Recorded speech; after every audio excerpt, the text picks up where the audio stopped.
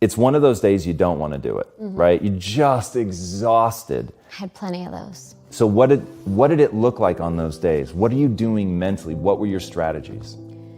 Well, waking up on those days, and I tell kids this, and not just kids, but parents, because when I talk to kids sometimes, there's parents in the room, and I'm like, raise your hand if you've ever had one of those days where you don't want to get out of bed, and all the kids raise their hand, and like none of the parents, I'm like, okay, mom and dad, I know you've had those days too, and they're all kind of like, but it's true. I mean, regardless of if you're training 7 hours a day, 6 days a week, or, you know, you work at an insurance company or a clothing store, or whatever it is that your job is, or just in life, you know, in a marriage, in a relationship, we're all going to have those days where we wake up and we just like want to say, I quit. I don't want to do this anymore. It's too hard. It's easier to just throw my hands up in the air and walk away.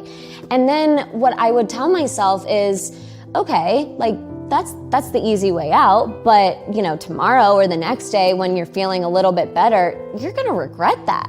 And so growing up, my mom had this rule, and this has just stuck with me for the rest of my life, regardless of, you know, doing sports or business or just in life. And I would come home from the gym sometimes, and a lot of times in tears, telling her, this is just too hard. I don't want to do this anymore.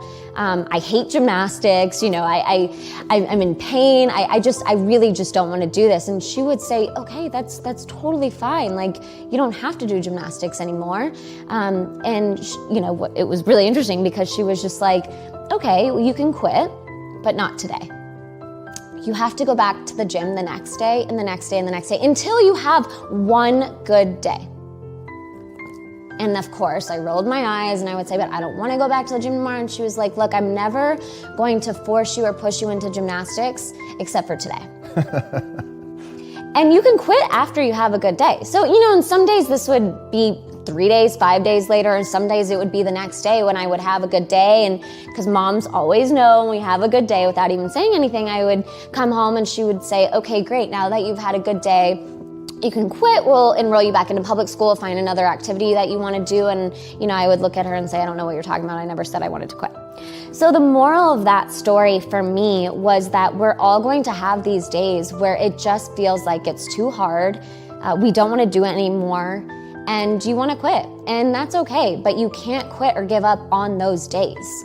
And I tell these young girls that, you know, it's okay if your passion changes, because we're not all meant to have or love the same things, right? We're not all going to fall in love with gymnastics and love it forever, have this passion for it, but you can't change your mind or quit on those days. You can change your mind and try something else if you're having a good day and you just in your mind you think, you know what, this might not be for me, let me try something else.